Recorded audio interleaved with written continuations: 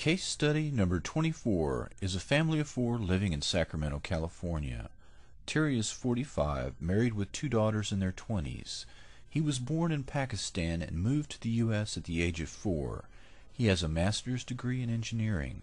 One daughter is an aeronautical engineer and the other is a sociologist entering law school. Terry became a target just after 9/11. The entire family of four are overt targets of gang stalking and microwave attacks.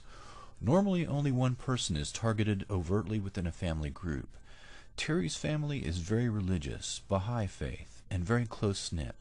They are lucky compared to other targets who are purposefully isolated from family and friends. This family of targets has drawn together closer since they are aware of a collective torment. Terry had several common risk factors: above average intelligence, foreign birth, interracial marriage, religious minority. But this case was strange because these were not the usual high number of risk factors, and the overt targeting of an entire family was outside the norm. I visited the family and observed them for several days. They are loyal Americans who prize education and freedom above all things, yet they were in obvious distress. Terry has owned his home for 28 years. The neighbors were newcomers who ran the gamut from strange to menacing. I identified about 8 different neighbors who I considered to be behaving in the standard manner of perpetrators. Many would come and go at the same time as Terry's family members, as if they did not have regular working hours. This shadowing activity is common among TIs, and is designed to let the target know that they are being observed and their comings and goings are known. According to Terry, some of the neighbors' houses where they live were not the neighbors' only homes, and may not have been their primary residence. Several neighbors would stand outside their yards and glower at us as we sat on the porch. This in and of itself was not terribly unusual, but he was right. Something was in the air. The family reported microwave attacks that featured shocks, stings, stabs, burns, and the wasting effect of generalized fatigue and emotional distress of standard non-lethal microwave attacks. The entire family was experiencing fatigue and moderate to serious health effects due to frequencies that interrupt sleep, induce fatigue, and cause a general physical wasting. Like most TIs, they sought relief from their torture with shielding, which often included everything from thermal blankets to Faraday cages to lead bricks, in an effort to deflect the physical heating and bodily deterioration from being cooked. Terry has an engineering degree, so his house was a collection of what I find in the homes of most TIs: electronic detection equipment, thermal blankets, oscillating fans, humidifiers, and even at one point the family resorted to corrugated sheeting, placed at discrete angles stacked all around the outside of their house.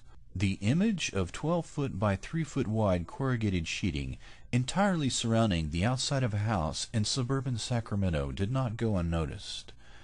Terry showed the authorities the readings of elevated levels of microwave energy in and around his house, the burns on thermal blankets, the burns on vegetation outside the house, documented health effects on the family members including lupus, and the constant harassment and stalking behavior of his neighbors meticulously documented, all to no effect. Terry bravely made the evening news for 2 weeks, at which time he was forced to take his shielding down.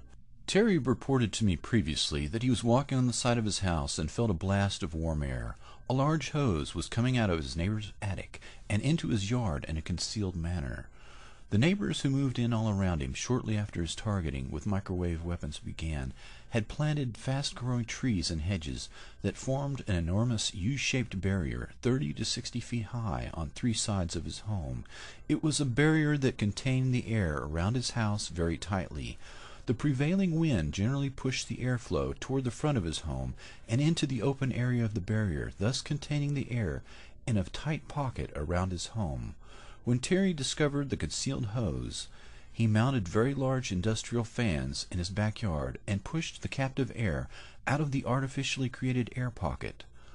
A school that is less than 100 meters from his back door was immediately evacuated in what was described publicly as a gas leak emergency.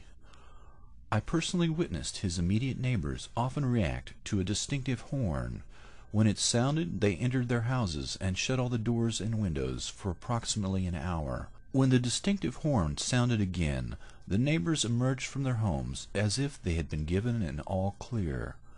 Subsequently, the suspicious neighbors can be observed washing down their cars, the sides of their houses, and even the sidewalks with a high-pressure hose, leaving a distinctive residue on the ground. At night, the neighbors can be observed using a black light or ultraviolet light inside their homes. Ultraviolet light is a primary means of destroying virus particles. Virus in the lab that is exposed to ultraviolet light will literally fall apart in very short order.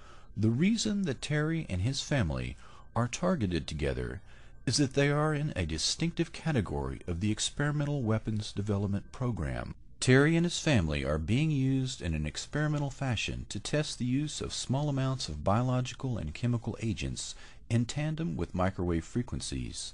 The experimental virus or chemical particles are released from the house next door into the air pocket around his home, formed by the enormous hedges and trees that surround his house in a U shape.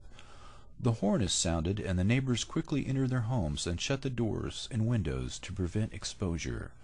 Terry, his wife, and their 2 daughters are bathed in microwave frequencies that resonate or spin the viral and chemical agents to increase their activity within the human body.